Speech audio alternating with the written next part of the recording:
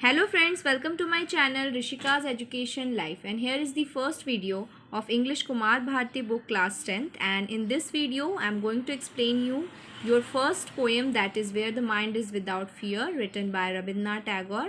And guys, after or from this video मैं आपको सारे जितने भी कंटेंट हैं इस टेक्स्ट बुक के वो सारे एक्सप्लेन करूँगी. And also I will going to explain you the workshop, margin, warming up, okay, all this. And if you like the video, please press the like button and share my video, and guys, please subscribe my channel. So let's start with the poem now. So guys, here is the first poem of yours, that is 1.1, Where the Mind is Without Fear, and it was written by Rabindranath Tagore. And Rabindranath Tagore को हम सब जानते हैं. Yes, he was born on Kolkata.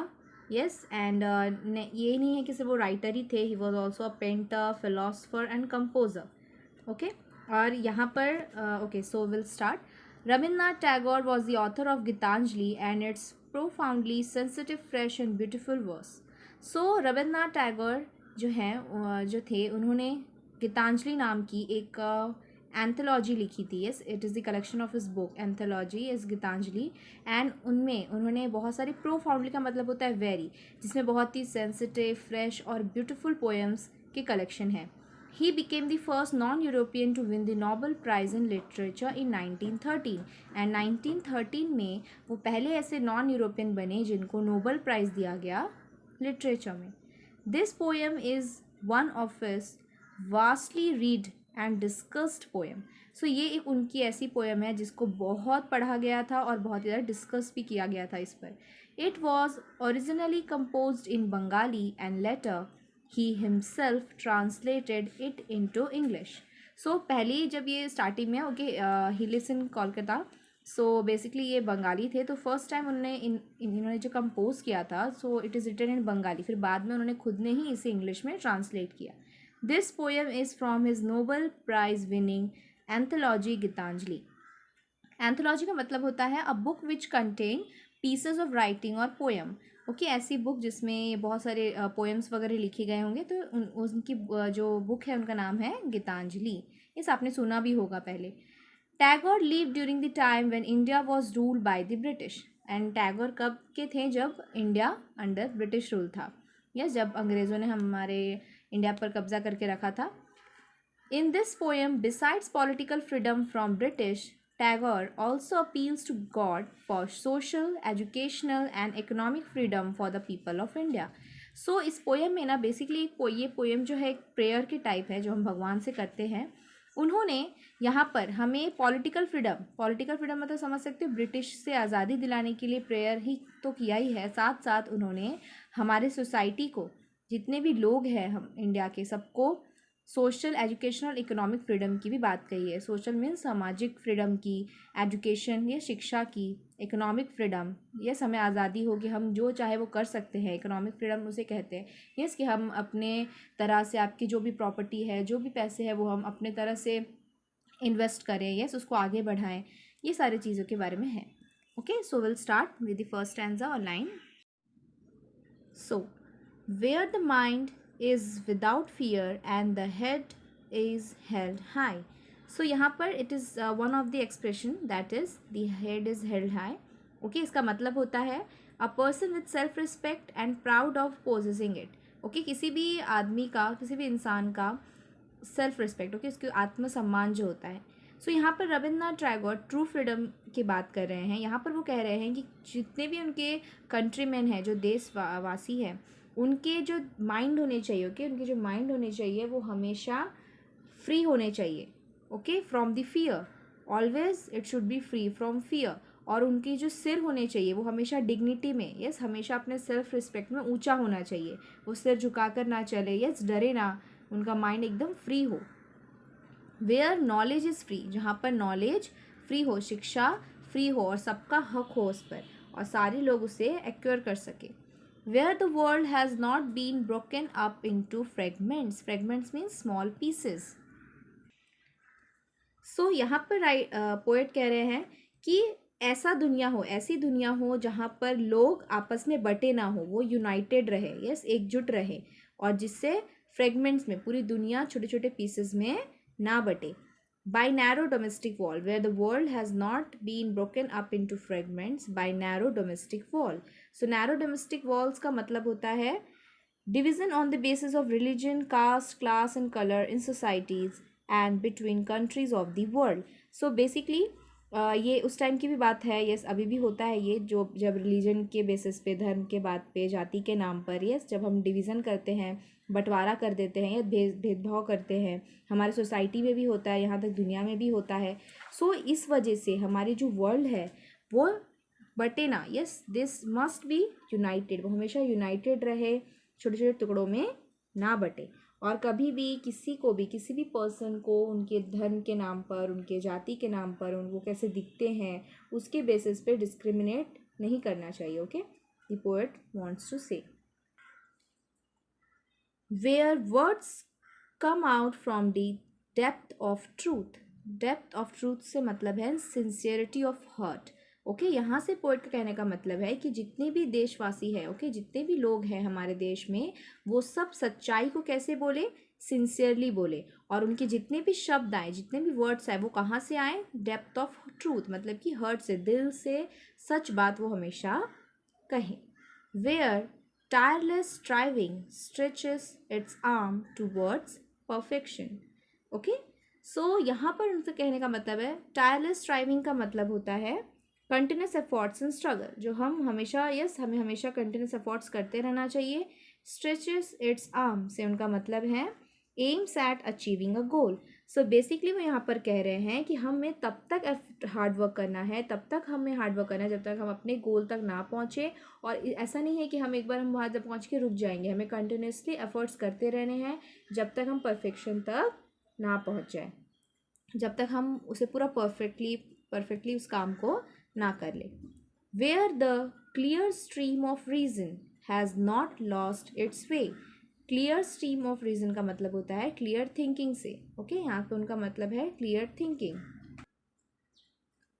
Into the dreary desert sand of dead habit.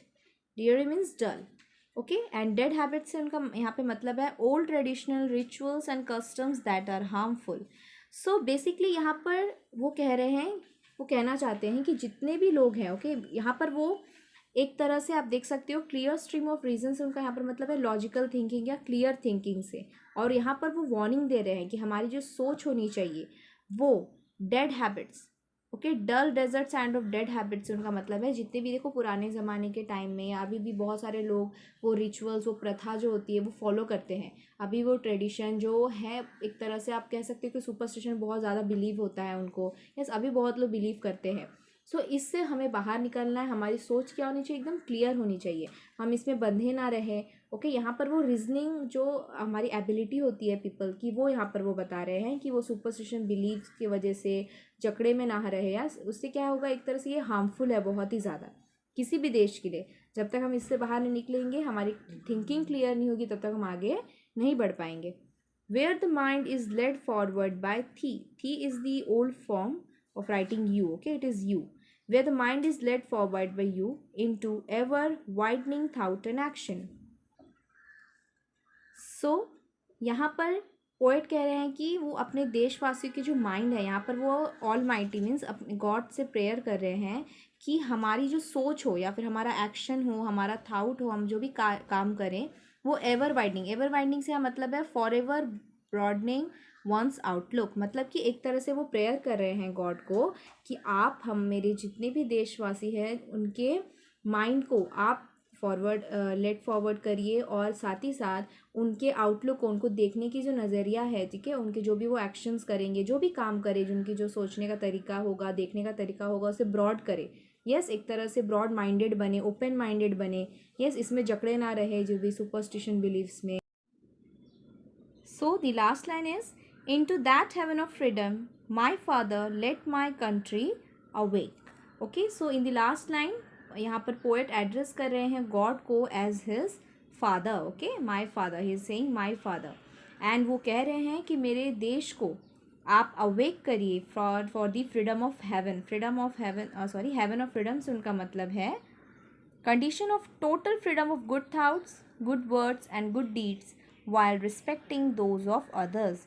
सो यहाँ पर उनके haven of freedom से मतलब है कि सारी चीज़ों की आज़ादी होनी चाहिए, जैसे कि हमारे बोलने की, हमारे सोचने की, हमारे काम करने की, लेकिन अच्छे काम करने के लिए, यस गुड काम करने के लिए, साथ साथ हम दूसरों का भी, दूसरे के बारे में भी सोचें. ओके, सो बेसिकली यहाँ पर फिर से यहाँ पर पोएट कह रहे हैं कि जो पीपल हैं उनका आउटलुक, उनका एटीट्यूड ब्रॉडन होना चाहिए. यस, उनके अच्छे थाट्स होने चाहिए, अच्छे वर्ड्स होने चाहिए और अच्छे एक्शंस होने चाहिए. Okay, so now will see. So will now say it's figure of speech. And guys basically इसमें राइमिंग स्कीम नहीं है क्योंकि ये एक फ्री वर्स की पोएम है. Okay, it is a free verse format, so it doesn't contain the rhyming scheme. So we'll see the figure of speech. So the figure of speech is in the first line, that is, where the mind is without fear and the head is held high. It is alliteration. Alliteration. Okay, you can see the W word. Yes, W and H are repeated for the poetic effect. Next, it is also consonants because the sound of letter D, yes, head, held high, has been repeated in the line. And next is where the world has not been broken up into the fragments. It is also alliteration because the sound of W and B, you may see, yes, it has been repeated. And also it is consonants because of the word of the letter N. Yes, you see that fragment, sorry, not, yes, into. So because of this it is consonants. And next is by narrow domestic walls, it is metaphor. Okay, you can see that it is an indirect comparison यहाँ पर किया है poet ने.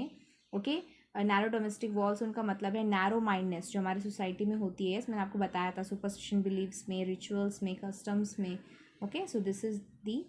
And next is where tireless striving stretches its arm towards perfection.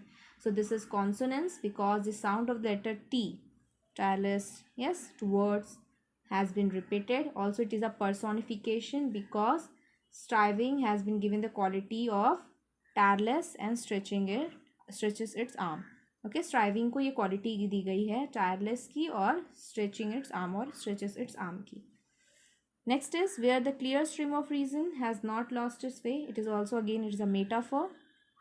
Okay, यहाँ पर clarity of reason से comparison की गई है. Yes, for the clear thinking, you see that it is also a personification because stream of reason, यहाँ पर stream of reason से है losting its way. okay, यहाँ पर direct comparison किया गया है, sorry, personification because यहाँ पर human quality दी गई है. and इसमें और भी बहुत सारे figure of speech है. okay, that I will explain you in the appreciation. And guys, the upcoming next video is about its margin, workshop, warming, and also I'm going to give you the appreciation of the poem. So if you like the video, please press the like button, subscribe my channel and share my video. So please keep learning with me. Stay safe.